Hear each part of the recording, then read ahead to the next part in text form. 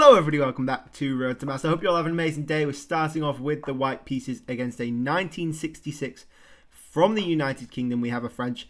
Also, you might notice as well, it's a bit different brightness, colour on my face. I got a new light. I hope that makes some semblance of a difference. I don't know though. It's a Sicilian. It's a Sicilian. We'll go for a King's Indian attack, I guess. We've not had one of those in a while. It's very strange that they go from a French into a Sicilian. I don't really understand why. Like, if you want to play a Sicilian, just play a Sicilian, then go into a French. At least you've got a few more options then. But going from a French to a Sicilian, like, an opening where... Like, I get going for an opening where you want, like, an attacking, like, you want to fight, to something where maybe you just want to keep it shut, depending on what white plays. But to do the opposite and go from, I want to sort of keep things slow and simple, to, I want to open things up, it's a bit strange to me. And they take, by the way, which is my lesser of the likable lines, I think. We'll go for bishop b5. Pinning the knight straight away, looking for a knight e5, and we'll just castle. Simple. Yeah, so they've got a queen c7. It's unlikely they'll be castling queenside, I think. We also want to keep these lines open for the bishop. So let's just go rook e1 while we can. A bishop d6. We probably want to play an e5. So we could take and then play e5, but then you're just sort of moving the problem from the dark squares to the light squares, which isn't ideal. So if we could do this without taking the knight, I'd like that. And maybe a knight c4 works here. I mean, you're hitting the bishop, threatening e5 as well. In fact, if we take this, can we not just go e5? I mean, takes knight, takes, right? Is that not just a free piece? Takes. I mean, you have to do bishop takes, right? Or pawn takes. Because I can take this with check, is the problem. If you try anything else. You could try bishop takes, but why? Why would you? So after bishop takes, push. I mean, what are you doing? Takes? Knight takes? It's just a free piece. It's just a free piece. And we can do this because we're threatening to take the queen as well. Is that just a trade? Is that just traded off? That's an insane trade.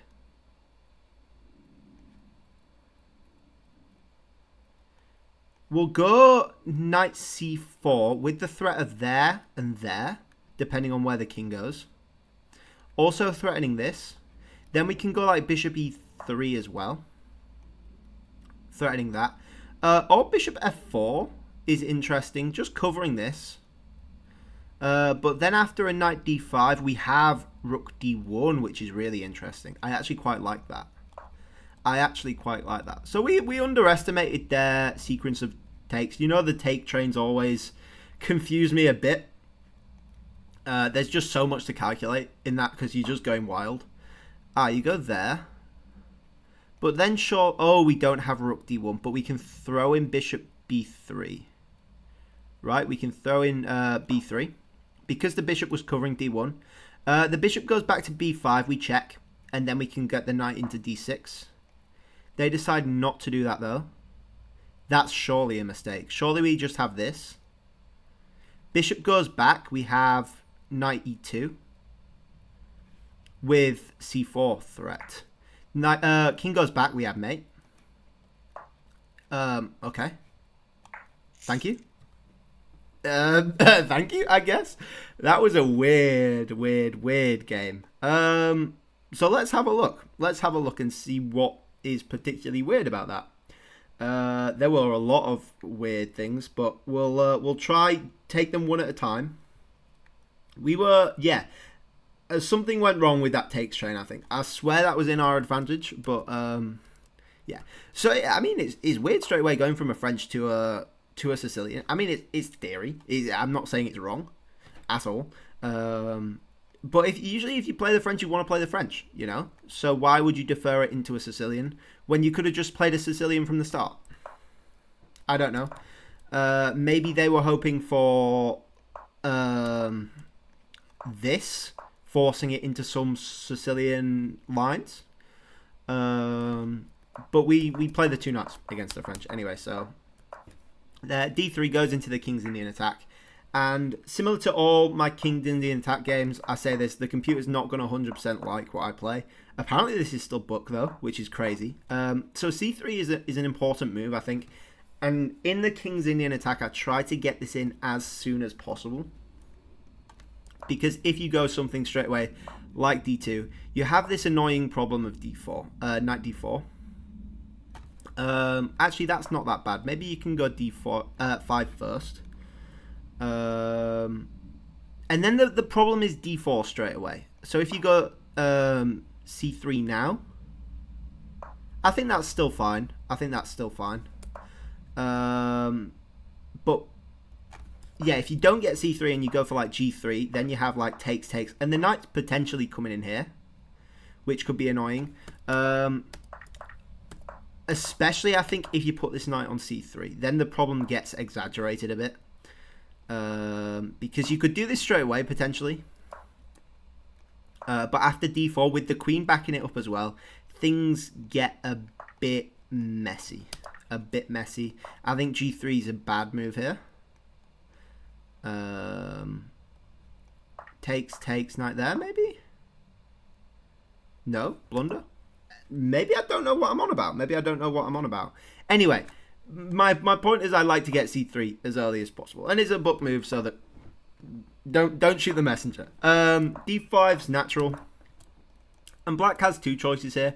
They can either take, like they did, and go into a more open position. I like it for white. I don't think black has many things to play for. And the main point I like is that if we get E4 in an obviously a suitable way, we have this really cool outpost of D6. Coming with check, maybe taking the light squared bishop if you feel that way. But to be honest, a knight on D6 is going to be better. Potentially threatening a fork as well, with some potential discovered attacks with the queen. So that's something like white's immediately fighting for. Again, you have all the play with the bishop. You can get the rooks out quite easily. And black's a bit boxed in, you know. They've got this awkward pawn on c5 that's stopping their bishop developing, especially if we get an e5 in. I mean, it's forced to go to e7 or fianchetto. Again, e5, this knight's not got many places to go. If it wants to go to e7, then you're blocking in your dark square bishop. This bishop's a bit sad, unless you play on the queen side. And yeah, it's just nice. And if they ever castle kingside, we have a similar attack that we do in the other lines of the King's Indian attack as well. Although the play's probably more in the center or around the queen side if you want to play properly. The other line is I guess they can push. Pushing, I think, is just fine for us. Apparently the move is e5. And again, you're probably looking for this outpost. But without the support of the queen this time. I don't really know. But the other sort of main move is to go into this, like, leave this in the center, which is weird. They'll keep developing. We'll do something similar. And eventually, blah, blah, blah, develop, all of that good stuff. We'll look to play e5. That does trap the bishop in, actually. And the main move is actually knight f6 instead. So the knight can actually go back to d7. And then they've got to be careful of forks, but you get a position out of it. And I'm just going to make a similar one. Forget about the moves for a second. This is a nice position for white. Not only do you have these breaks on the king side, like on the queen side, like the computer's suggesting, but you have these plays on the king side where you play h5, you get this knight over here, round here. This little maneuver's pretty famous in the King's Indian attack. The rook comes to e1, the queen can come up here, or you can sack the bishop with this knight here as well. And you've got a good looking attack going. So how we got there is irrelevant. The point is this sort of position is what you're looking for most of the time. Anyway, back to the main line. They exchanged, went knight to f5. We probably should have pushed this like the computer suggests. Knight d5 is interesting. You probably don't kick it out straight away, because then, like I said, you're getting this knight potentially to d4, which looks good. Although at the minute it doesn't quite work, especially with this piece hanging. Oh my gosh. Is interesting, I guess. We decide to do this and look for a bit more direct pressure, like you would see in other Sicilian lines. Castles, yeah, queen, c7, and then they just blunder a piece. Like there's nothing to it. They just blunder a piece. The bishop goes to e7, and this is always a threat. Like I said, e5's a huge threat, not only for the outpost, but it's just limiting the squares for your bishop to go to as well, so it's forced to go to e7. And they did an interesting takes train. We could have just taken this with the knight. That was silly. Saved ourselves a bit of a headache. Luckily, we got lucky. I don't know if you can say luckily we got lucky or not. I don't know if that makes sense. But we took, and that was me being silly, to be honest. I forgot this knight actually covered f3 as well. To be honest, the knight didn't even register in my brain that it existed. I was thinking more like c4, maybe. I don't really know. c4 is good. Like I said, we get to d6. We're threatening all sorts of stuff. It's a proper octopus if it gets to d6. Which is my favourite term for a knight, by the way. Like, a horse-shaped piece becomes an octopus. How cool is that? Anyway. King goes to d7, which sort of just walks into some threats on this open file. Now we have check threats. You know, the bishop can still come in and defend. We went there. The knight goes back, which is strange. I guess I get that you're trying to get rid of this piece, but I don't really have much of a hope of actually promoting this. I'm more holding on to it at the same time as developing to be a bit of a headache to you. I have no real ways of promoting this, so it's a bit of a false threat, but it's still a cool thing you have to sort of focus on. The computer wants knight h5, which is interesting.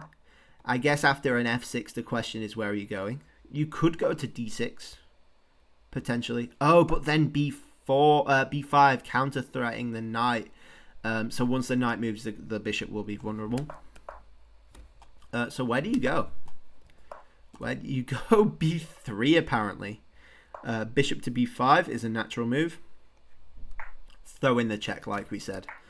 Cool stuff. The knight goes back to e8, though, which is a huge mistake, because now you're blocking in your rook. So we have this immediate threat now of rook d8 mate, if the king goes back to c8. b3, yeah, apparently you can throw in this check. Oh, and then if they take, you've got a nasty discovered. That's quite nice. Quite nice. The king goes back to e7.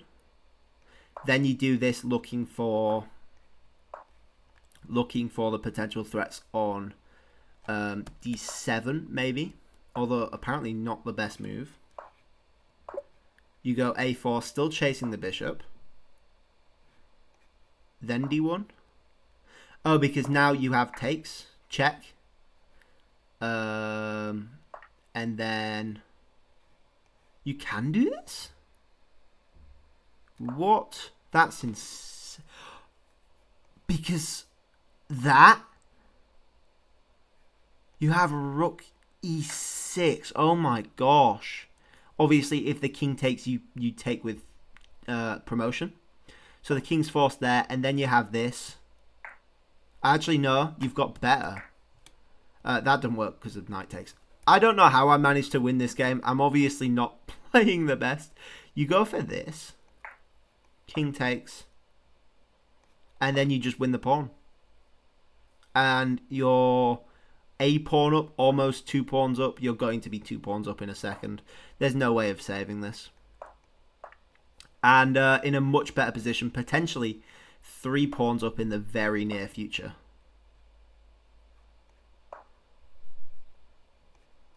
Yeah, there's no way of saving this one either. And there's no real counter threats of mate with the back rank because your knight and king are blocking the only open files as well. Wow, that is super, super nice.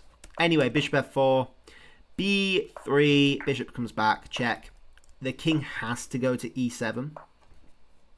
At which point I was not particularly sure what I was going to do. I thought about check. I don't think check really gets us anywhere. Oh, knight takes, obviously. But then, you know, you've got some interesting threats. You could potentially win the exchange if you push. Which would obviously be good, but it's not ideal. The way to play is knight e4, threatening the bishop, but also not really. It is defended. Rook c8. If you take with check, they just take back. And then you game on, I guess. The move is bishop e3. And if they try to cover this pawn, which by the way comes with check on the king. If they try to cover this, the bishop will hang. So the move is king f6, which is wild. You take this anyway. Let them take that. Because then you've got this, apparently. And you just go after the pawns. Wow. And the problem is they're just so underdeveloped that is nice. Yeah. Oh, that's a nasty one. King goes back there. Oh, and you're looking for this check as well? Oh my gosh. I mean, you can just do that, right? Nothing's stopping you doing that. What other moves are there?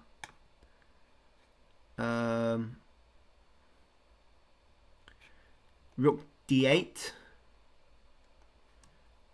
You're still throwing the check? Oh, because then you've got it discovered no matter what. That's insane. Oh my gosh, where is the king going?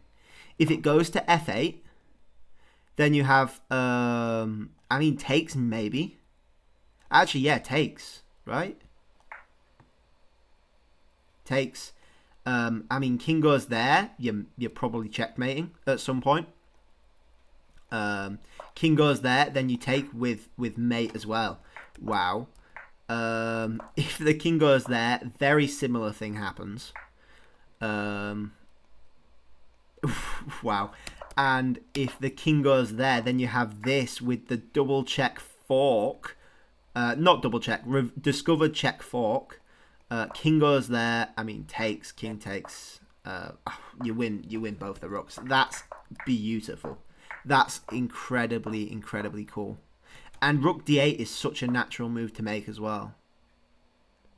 And there's no other real way of preventing that. So the move is just bishop d4, and you minimize your losses with an exchange rather than losing everything because your bishop's covering the discovered check with the rook. That's really, really cool. Wow, really, really cool. I would just want to have a quick look as well at the starting position going into the French. Knight f3 and c5 is the second most played move in the chess.com Masters database. d5 is the obvious, and that has almost 6,000 plays, versus c5, which has 358, which is crazy. What percentage is that? I can't do maths on the fly. It's got to be 5%, 6% ish, 7 maybe. Yeah, I just don't get it. I don't get it. I mean, like I said, there's nothing wrong with it. But if you're gonna play the Sicilian, play the Sicilian. You know. It just anyway. Thank you all for watching. I hope you all enjoyed it. Please like if you liked. Please subscribe if you really liked, and I'll catch you guys all tomorrow. Bye bye.